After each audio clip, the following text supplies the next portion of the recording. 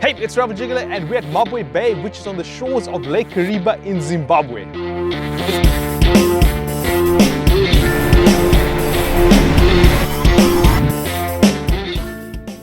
From Bulawayo, drive north on the road to Victoria Falls and then turn off towards Binga.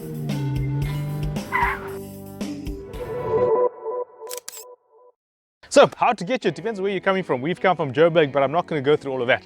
To get here, you basically must drive from the nearest city, which is Bulawayo, is a good reference point. On the Victoria Falls Road, turn off at the crossroads to Binga and drive almost all the way to Binga, and there is a sign that says Maabwe Bay where you turn off that road, and then it's a few kilometers of dirt road to the gate. The site is not on Google Maps, however it is on Maps.me, which is a great little app to have because you can operate it without data, which suits us really well. So use Maps.me, it'll take you right to the site along all the correct roads. The owners will of course also send you directions, however it's a little bit complicated to get here from the Binga road, so ideally use Maps.me, it's going to make your life a lot easier. Most of the road here is tarred road, with the exception of once you turn off the Binga road. Now from there it is all gravel road or dirt road.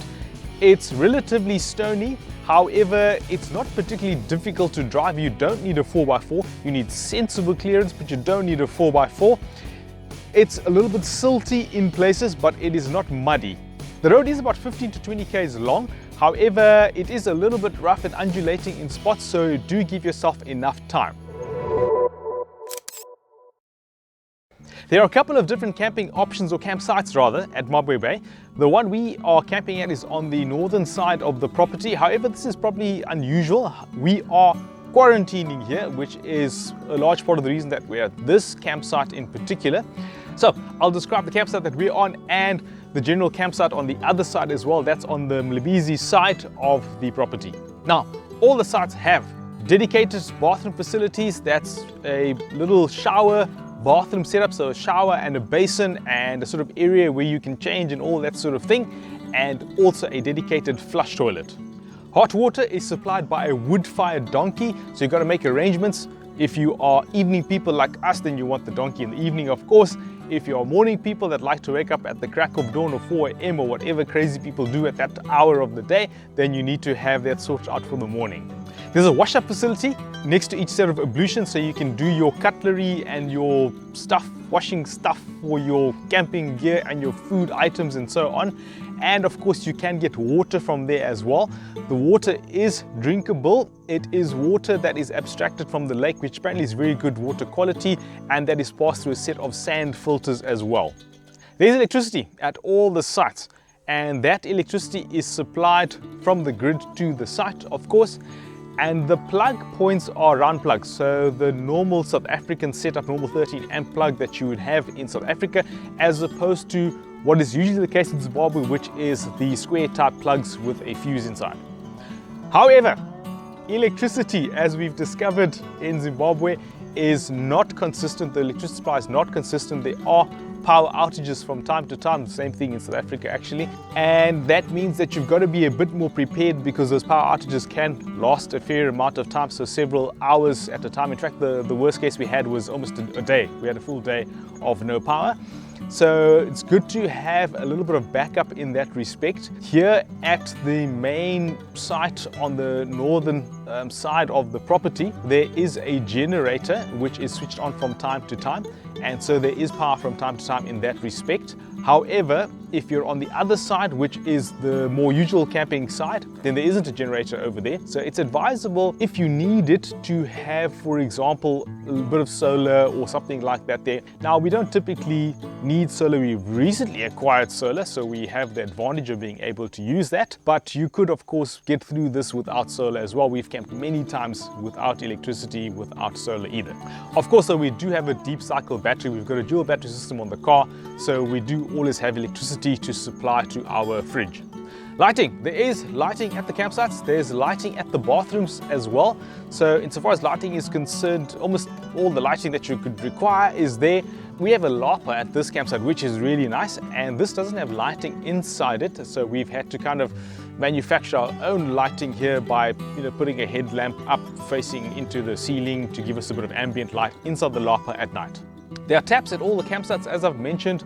The water is drinkable. It comes from the lake, it goes through a set of sand filters and is then distributed to the sites. I'm not sure if all the taps are drinkable. I think take note of that. There are a number of taps that are used for watering around the gardens and so on. So I'm not sure if those are drinkable, but certainly the areas where the water is designated for human use, those are drinkable taps. There are braai facilities. Of course, if you're camping, then you're braaiing, and you will have a braai facility at each one of those campsites.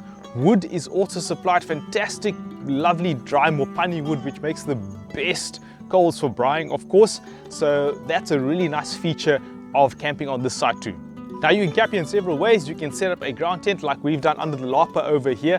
There are areas at the other campsites as well where you can set up a ground tent. You can also, of course, camp with the rooftop tent, and there is significant space for camping with a caravan as well. Now I had mentioned that the roads are decent. You don't need a 4x4 to get you. I think you could easily drive here with the caravan as well, provided of course that your caravan can go on dirt roads and that sort of thing. But there is sufficient space to set up in a caravan at these sites. Purchaseables, none. There are no purchaseables. We are in the middle of nowhere, so you've got to bring everything with you. If you need to buy stuff, the nearest place to go to is probably Binga, which is about an hour's drive from here. It's only 40 kilometers, maybe a little bit, it's a bit more than 40 kilometers, but obviously it's all on dirt road, so bargain on about an hour's drive from here to Binga, which is a significant little district center where there are shops and there's also fuel. So if you need basic stuff, basic supplies like fuel and maybe a bit of veggies and stuff to drink, drinks and so on, you can drive to Binga and get that. However, just note that it's not like driving around in South Africa to a town where you will find almost everything stocked in supermarkets and so on. We're talking about a relatively small place, but you will get most of what you need there. How to book, I'll leave links below, but basically via email is the easiest way to do it. I'll also leave some contact details there, and there is a website. So there's a couple of methods to book. Links are below. An important thing to note about camping in Zimbabwe and many other places in Africa is that typically you're gonna pay by cash, and that's just the sensible way to do it. It's easier than dealing with banks and exchange rates and all that sort of stuff. So you can pay in cash at the site or make arrangements with the owners. Of course, if you're local, if you're a Zimbabwean, then you could probably easily pay via EFT or card or whatever the case is. When I say card, I don't mean card on the site, I mean via online banking and so on. There are no card facilities here. There's no shop here. Be aware of that. You're going to come camping here and you've got to bring everything that you require with you. Gate times and reception. Now this is quite a remote location. I think it's going to take you quite a while to get you from wherever you're coming from, unless you're coming from really close by, like Victoria Falls, for example, or Hwange National Park. Now, there isn't a formal reception. The owners will meet you at the site. They don't appear to be formal gate times either. You've got to, I think, keep in communication with the owner and make those arrangements and make sure that it's good for everyone. Things to do at Maabwe Bay. Fishing. The fishing is fantastic, and you can make arrangements. They will do a bit of baiting, etc. if you want to catch bream and so on, which is great because you can catch bream nice and fresh and have it for your lunch or your dinner, whatever the case is, or you can come here specifically to fish. It's really nicely set up for that. There's some great tiger fishing on the rocks here that are on the northern side of the property. I've had some fantastic tiger fishing as well. So bream and tiger and probably barbel as well. We haven't tried for that. Interestingly, there's also Cornish jack, and there are bottlenose as well, and they are massive. They grow massive. There's a really deep channel on the northern side or the northwestern side over here, so you can fish for those at night. This is a really wonderful fishing location. If you're into fishing and if you're into tiger fishing and bream fishing in particular, if you want to try something really different like Cornish jack or bottlenose, it's a fantastic fishing location. If fishing is not your thing, or if you like to fish and do other stuff, we love to fish, but we like to do other stuff as well, then the property is quite large. You can do a couple of walks around the property. This is really beautiful vegetation. It is mostly in its endemic form around the site, and they've done a great job as well of protecting against or removing alien invasive plant species and so on. So the site is a really wonderful place to explore. There is some wildlife on the site. Now, this is not really a conservation area at this time, although I think there's an intent to make the larger area a conservation area. So there's a little bit of wildlife on the site, Binga and a couple of other species of antelope. Occasionally there's an elephant. We haven't seen any elephant, but I believe that occasionally there are elephants. There's a generator on the site that has come around in the evening as well, so that's pretty cool to see. And there is a plethora of birds. The birding here is fantastic. There are birds all the time. All you hear is birds, and we love it. It's fantastic. Now, we've seen a number of species that are new to us, but in addition to that, because of the location on the lakeside and all these old trees that are sitting in the lake that were previously submerged, you will get some really great sightings of African fish eagle. So waking up to the call of the African fish eagle has been a daily occurrence. It's kind of like being in a National Geographic documentary. It's been fantastic in that respect, and the bird sounds are also amazing. Lots of different tree and insect species, as well as a number of different reptiles as well. So that's been pretty cool as well. So if that's your thing, then do walk around the site, have a look at it. It really is in beautiful condition, and it's nice to be in this environment. For us, this is very different to what we're used to. This is kind of a very woody, large, Mopani type woodland, and it's been really wonderful in that respect. Because we're on the lakeside as well, there are crocs, there are hippos as well. That's pretty cool. So especially if you're fishing down there, you'll have a good view of the hippos, particularly in the evening or in the early morning. There are crocs as well. We've seen a couple of them, often at a distance. We've seen the bigger ones. A lot of the smaller ones you can see, but there are some big crocs here, so be very careful about that. Be careful of the hippos as well, particularly in the evening when they are on land and they may be grazing. You don't want to get between a hippo and the water, because that is when bad things happen. There are potentially snakes on the site. We have seen 2 species of snakes so far. Remember that this is pretty much wilderness. Prior to the owners that have put a lot of sweat and effort into this place, this was entirely wilderness just a few years ago, and it has been developed in quite an eco-friendly manner, so it is still very much a wilderness type area. So be careful. We've seen 2 species of snakes. As I've said, we haven't really been able to identify them, but one of them certainly looked like it would be a dangerous species, and that was the one evening just walking up to the kitchen area. But sensible precaution. Most times, in fact all times, I think snakes will be trying to avoid you. They'll be trying to run away from you. If you're going to get into a situation with the snake, it's almost always because either it's been cornered or because you've been chasing it, which you shouldn't be doing. Take sensible precautions in that respect. We've seen a scorpion, one scorpion actually, but you should expect that there's going to be that sort of stuff around here. So at night, it's advisable, of course, to have closed shoes on when you're walking around and have a headlamp. But if you're camping, and if you love camping, if you love being out in the wilderness, then you're going to be aware of these things, and you're going to be sensible, of course. And this is one of the things that makes this a really fantastic experience, is that you have the benefit of amenities like water and electricity and lighting and so on, but you're still very much in a wild area, and there's hippos out in the bay, and there are crocodiles, and there's a plethora of birds, as I said earlier, and there's some amazing insect life, and there's reptiles, and there's all kinds of wonderful things to see. Now, we've seen 1 troop of monkeys here in the time that we've been here. They are very skittish. They obviously haven't become accustomed to being around humans, and so they ran off immediately, and we've only seen them once. We've seen 1 troop of baboons off in the distance. Again, we've had no interaction with them.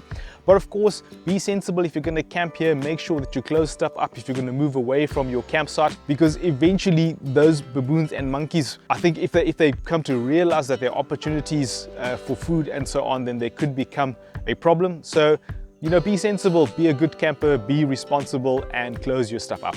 Another thing to note, we're in the Zambezi Valley, low altitude, in the tropics. It is extremely hot here. Upper 30s, lower 40s are not unusual, and it is relatively humid as well, so it feels really hot. You're going to get dehydrated very easily if you don't take care of that. So it's important to stay hydrated. That's probably one of the more significant things to be concerned about if you're going to camp out here. Management at the site, fantastic. We've had wonderful hosts. You know, we actually can't believe it. They've gone the extra mile and then the extra mile and then another extra mile. It's been absolutely fantastic in that respect. They've helped us a hell of a lot with our admin issues with getting our TIP supported or sorted, not supported, when we got to the site. They've done their utmost to make us comfortable. It's really been great in that respect. Everything works. Everything's well built. I really can't fault the place. I can't think of anything that offhand that's not working or not done properly. They've done a lot of work and it's a really great site. Yes, there are power failures, but you know, that's kind of beyond everyone's control. That's a country issue. So what type of camper is this for? Well, basically almost anybody. It's not very difficult to get here. You can camp in a rooftop tent, you can camp on a ground tent, you can have a caravan. There's electricity, there's lighting, there's water and all the rest of it. However, you are quite remote. So in respect of supplies, you've got to be self-sufficient. In respect of electricity as well, it's important to try and be self-sufficient because there are power cuts and that's a grid supply issue. What type of camper is this not for? If you're a glamper, it's probably not for you. There's no restaurant here, there's no purchaseables, there's no store, all that sort of thing. This is pretty basic camping, although it's really well set up with all the necessities. It's not a glamping venue. This may be difficult for a first-time camper because there are no supplies here. If you forget something or if you don't know that you need something, you're gonna have to drive a fair distance to go and get it. Probably not the best for a first-time camper. However, if you're properly kitted out, it is quite easy camping here. So, quick recap. What is here? There is electricity, however, supply is intermittent. It's national supply is intermittent. There is drinkable water. There are bathrooms and flush toilets. There's hot water as well. There are braai facilities. There's wood that's supplied. There's plenty of shade. Lots of birds, lots of crocs, lots of hippos, lots of fishing. What's not here? There is no shop, so there's no purchaseables. Although there's a bit of lawn, there's no lawn to camp on, if that's your thing. And that's basically it. Otherwise, everything that you need, you're gonna find when you get here. This is a wonderful site for camping. It's a wonderful site for families that love to be outdoors as well. You could easily bring your kids here and the family. There's a fair amount of space as well to set up your camps in your caravan or whatever it is that you are camping with. So it's actually a really nice facility for families that like to be outdoors and like to fish and like to walk around and see stuff and do birding. It's a great setup in that respect too. However, it is not a resort. There's no kids play area, there's no swimming pool and that sort of stuff. So what's my recommendation? 100% recommended. It's a fantastic site. The owners have been unbelievably fantastic. We've really loved the site. We've loved everything about it. We've loved the fishing, we've loved the birding, we've loved the shade, we've loved the setup. The facilities are really nicely done. And like I said, the hosts have been fantastic. The fishing's been great. The guys helping with the fishing have been great as well. So 100% recommended, no reservations. By the way, if you find the channel informative, if you like what we're doing, if you enjoy the content and you find it informative, we've created a Buy Me a Coffee profile. So click on the link and leave a tip if you would like to. So I hope you found this informative. If you have, hit the like button, leave a comment below. If you've got any questions, put your questions in the comments. I'll gladly respond to those. This has been a great site. I highly recommend it. If you haven't subscribed to the channel, please do subscribe. For those of you that have subscribed, thank you so much. I really appreciate the support. And until the next episode, go everywhere, see everything, have a great time.